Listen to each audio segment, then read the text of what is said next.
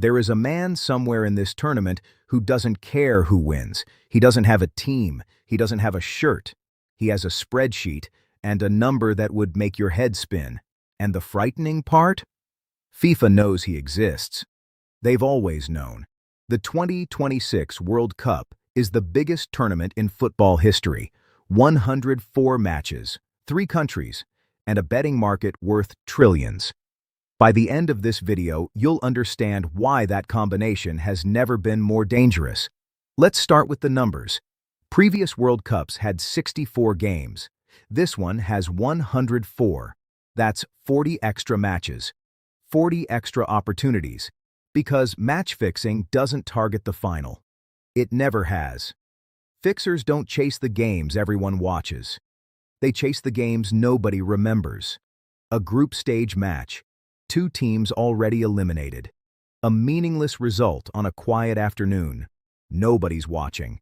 Nobody's investigating. And somewhere, someone just made more money than most people earn in a lifetime.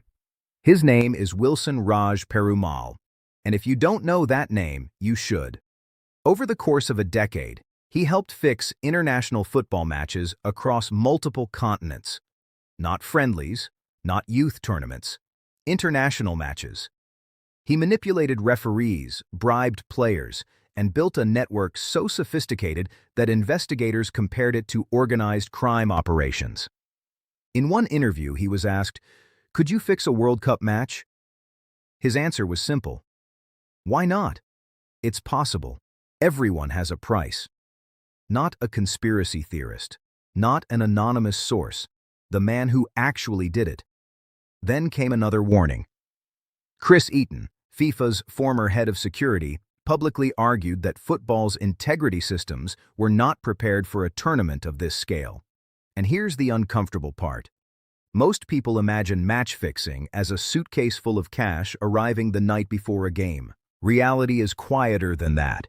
It starts months earlier. A conversation, a favor, a relationship. By the time the request arrives, the groundwork is already done, and by the time suspicious betting alerts appear, the match is already over. After the whistle, after the result, after the money has moved. Then there's 2002, one of the most controversial World Cups in modern history. Referee Byron Moreno later became infamous for reasons that had nothing to do with football. His decisions during that tournament remain heavily debated to this day, and questions surrounding that World Cup never fully disappeared. Now move to 2026. More matches, more money, more low-profile games with less scrutiny, and a monitoring system that often reacts after the fact rather than preventing it in real time.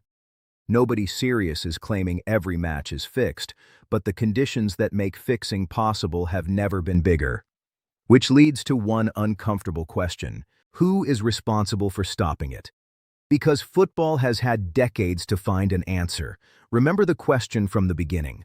What if one match in this tournament didn't end the way you think it did?